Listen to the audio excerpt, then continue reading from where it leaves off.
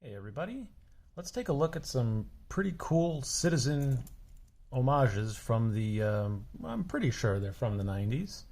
Um, as I have said in previous videos, I have a ton of older citizen watches, a good collection of Seiko, and a ton of Casios. And it just doesn't make sense to have them all tied up. So let's make some videos and show people what they're all about. And in this video, I'm just going to team up two of them. They have nothing to do with each other, but they're both semi-homage watches that are kind of interesting. And I thought I would just make a video on them and show people what they're about. So the first watch over here on the left is a chronograph. You could probably tell at a glance what this watch is sort of paying attention to. Now, I don't know for sure what was going through Citizen's mind when they came up with this. Did they have a designer that said, the Omega Speedmaster, that's a great watch, we should make a clone of it? I don't think it's quite so cut and dry like that. But I do think that, the first time someone copies a watch, it's a clone, it's an homage or whatever. The 20th time it happens, it's its own style, right? It's taken on its own thing.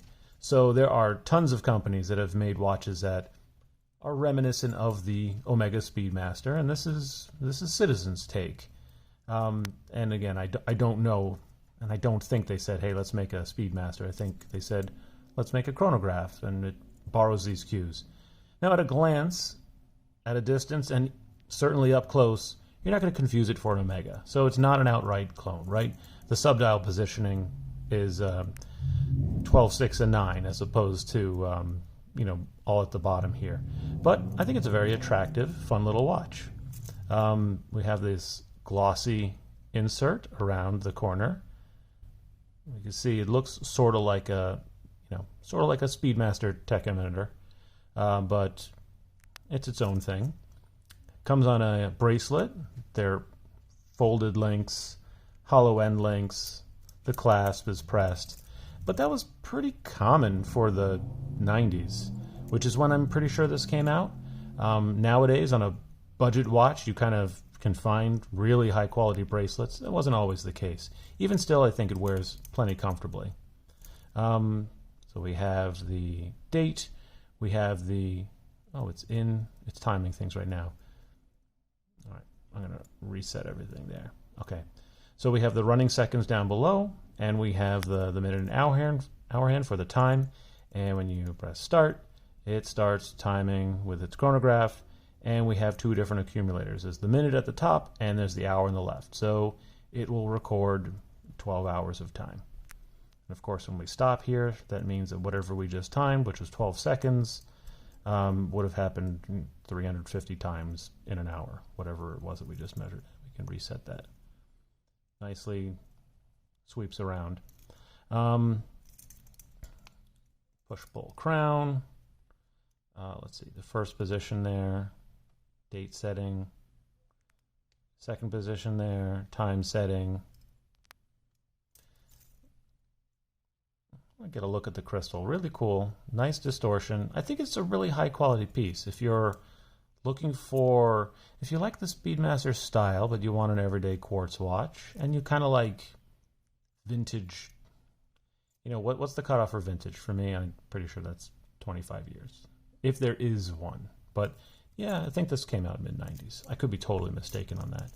The model number, it's Citizen's weird. They don't put the model number on the watch. They have the movement and the case number.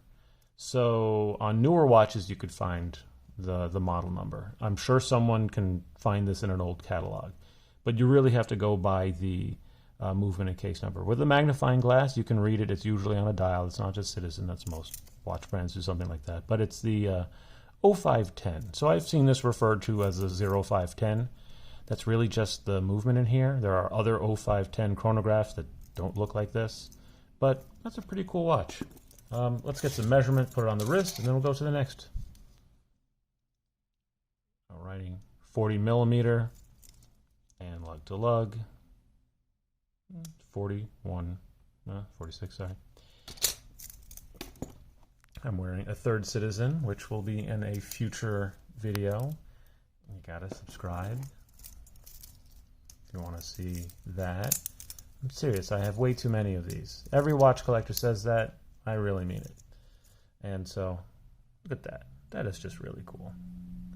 You can see my ring light, which is above us. It's reflecting. But that's just a very attractive watch, a nice size. And, you know, this is not a $4,000 or $5,000 watch. Depending on the time of day, depending on the condition, you know, these things vary in price. A couple $100 generally these go for. But they do go up. I remember when these were a little cheaper. They've gone up in price. Cool watch. Nice little Citizen there. Citizen Speedmaster. Well, I don't like referring to clone watches. It's not a clone. Homage. Watches with the name of the original. All right, moving on to this guy right here. This one's the rare one. That's why I saved it for last. What is going on here? So it's Citizen, but it's branded Oxy. That's like a sub-brand for Citizen. I don't know if that came out in the United States or if that was Japan only. This is a really weird watch. The first thing you see, this guy right here. What's going on? Well, I don't think this is an homage for any specific watch, but the earliest waterproof watches, like World War II, this is sort of how they did it. You know, it's easier to get the waterproofness between the crystal. Like, you just have to have the right gasket. Same thing on the screw back. You have to have the right gasket there. But waterproofing the crown, there's a million ways to do it. Where do you put the gasket? Is it like in the crown tube? Is it outside of that? If you have something that screws down, how do you make sure that it's designed so that it's going to apply force on those gaskets just right so it's sealed? So the earliest water-resistant watches, they were called canteen watches because it kind of looks like a canteen, like this. This is just like a lid. And that is pretty much just a chain right there that keeps this lid from getting lost. And now inside of it, now you have the real crown. So now, like, this thing is, I'm pretty sure it's just push-pull, yeah. Pull, set the date, pull it again, and now we can set the time. And that is a fully loomed watch. And you can kind of see the thread here and the gasket right here. And then this can go on here. You know, maybe a watch historian knows a little more than I do, but I'm pretty sure during World War II, this was just the quickest way to make a waterproof watch. Existing movements could be reused. Existing cases, I think they only needed to be modified by having like an external thread. You see this thread right here is just on the outside of the case, and just whatever that crown looked like, it was fine because you were putting a large cap right over it. I don't know everything else that Oxy did or stood for. I've seen some other pictures. I may even have 1 or 10. I don't know. That they just seem to be fun, if that makes any sense. Like weirder, sillier, fun watches they released under the Oxy sub-brand. And so at some point, someone at Citizen was like, you know what? We should make our own canteen watch. And they did. It's a diver watch. Yeah, I don't think I've ever even twisted that, but let's see, that's 60 click bezel, and that's fine. I missed it, whatever, I don't care. A little odd that there's a magnifying lens on this, but it's a circular one. I guess that helps. This is just a quartz watch. It's not a solar watch. Same thing with that guy, even though it's Citizen. Mid-90s, that they haven't yet kind of converted 95% of their watches over like they have today. The bracelet, you see these are folded links because you can see they're hollow open. The lug is hooded, which means it covers up. I actually think that, you know, again, for its time, this would have been a perfectly fine bracelet. By today's standards, probably not. It's folded links. It's pressed here. But it's fine. It gets the job done.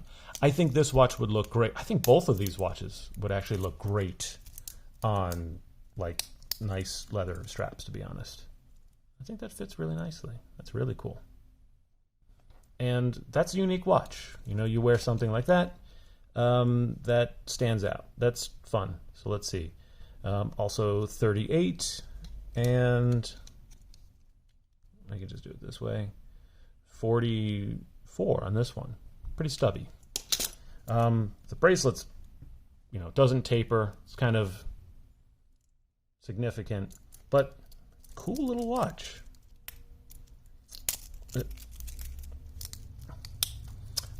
What is it called? It is an even older case back, but it uses the 5518 movement. So I'll put like the full model and case number in the description. But otherwise, I just think these two watches have nothing to do with each other than being kind of callbacks to other watches. Mid-90s, quartz only, Citizens, and they're just fun. So yeah, if you have any questions, feel free to ask. If you like Citizens or you like the watches, weird watches in general, a lot of high-tech quartz stuff. I have a few dozen automatics as well. Subscribe, and I'm gonna try to push out as many of these as I can. Yeah, just get a good look at that. Oh, you know what? I have no good way to do loom shots. I just realized. That's something I'm gonna. Anyways, there's loom on these. They're older watches, so you could kind of see the little pips, the smaller pips around there. They're older, so it doesn't last as well, but it still works. And I guess you're just going to have to trust me on that, because that's the end of the video. All right. Thank you so much. Every day.